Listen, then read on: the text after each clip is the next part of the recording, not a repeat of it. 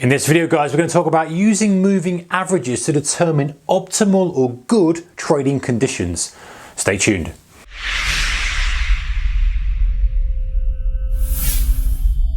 Hey traders, warm welcome to you. Thank you for joining me. All right, so one of the biggest challenges we have as traders is to determine good conditions for trading. Now, good conditions is subjective for each of us. Good conditions for me is good volatility, some up movements, some down movements, some decent swings, decent rotations, stuff that's faking out, sometimes breaking out. I can get a good read on that from my kind of price action edge, which I feel I have. Now that might be different for someone else. Someone might prefer a chugging trend, etc. You get the idea. But there's sometimes we want to use tools to give us a real kind of definite answer to that question. Because often we can look at a chart and go, it's not too bad, and very often we get fooled by zooming right into the chart.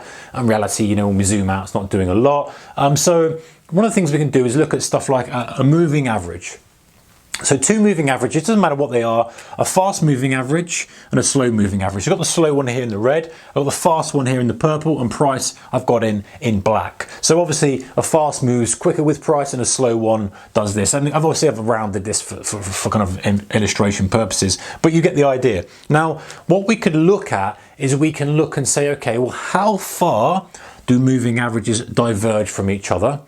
And how often does that happen? So if the fast moving average is very often extending itself away from price, or if the price is extending itself away from the slow moving average, then you could determine that this is a reasonably volatile market conditions. So rather than if the price is just sitting there chugging around the moving average, not doing a lot, then you know there's a lot more juice to be had, a lot more volatility to get your teeth stuck into when price is moving a decent period away from the moving average. And then you've got the number of times the moving average is crossing each other. So if the moving average is not crossing, a slow one's not crossing the fast one's not crossing a slow one very often, you're like, well, this is a trending environment. So if your market expertise, if you like, is better in a trending environment, then you're going to say, right, well, I want to trade when we don't have the moving averages crossing so much.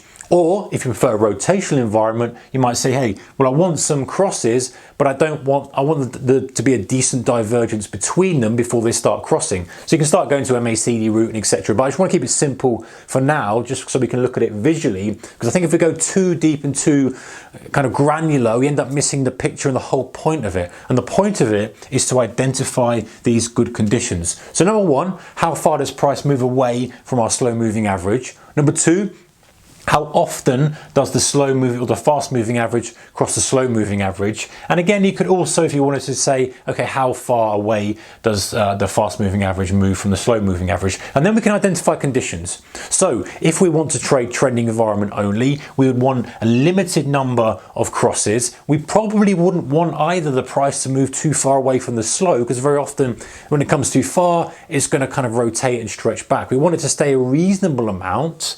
And so that would be a good kind of trending indicator. If we wanted rotational, we'd look for the opposite. Also look for extensions, etc. Now, one further thing we could do, guys, is add, of course, a Bollinger Band onto what we need. So we could put it over the slow moving average, but then you've got a Bollinger Band. If you put on a fast moving average, it's too much noise. So you had on a slow moving average, and let's say we had our bands here. It probably wouldn't look quite like this, but imagine it does.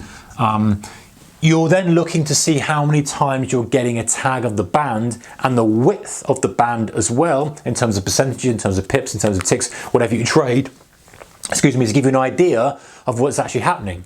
Because if you have a very narrow band, you might still be touching it very often, but the band's very narrow. And again, you can use an indicator like the Bollinger Band and width indicator. There's indicators out there that go one step further than what we need them to. But that gives you an idea that, okay, we're in a condition now where we're rotating quite violently, the Bollinger Band width is high, and that's automatically going to expand, should I say, and contract based on volatility. So even though it's a separate indicator, Bollinger Band, of course, it's based on a moving average with a standard deviation function, very, very similar. And so these are things that are clues and little tips that you can use to say, because the whole point of this, guys, is that very often we try to trade in conditions that aren't really right for us. We try to trade when it's quiet. We try to trade when it's too volatile, even if we're, not used to the volatility. We try to trade a strategy that's suitable in a trading environment when it's rotational. And so these little things, and we've done other videos as well, so go and check them out on the channel. Make sure you're kind of subscribed and all that other good stuff. But these little things aren't necessarily to help you make better trading decisions, whilst they can be, of course, moving average can help with that.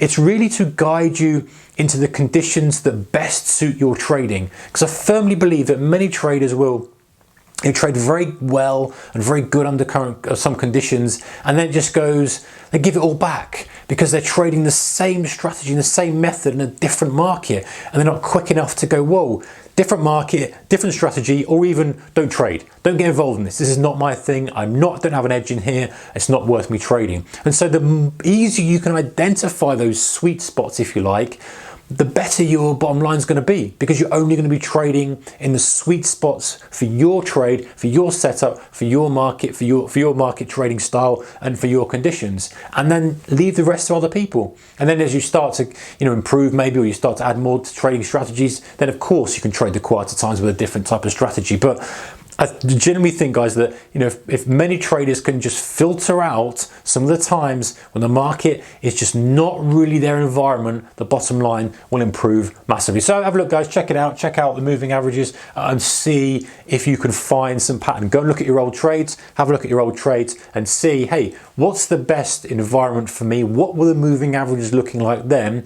And then reverse engineer that to find out what you should be looking for in the future. Hope it helps, guys. Bye-bye.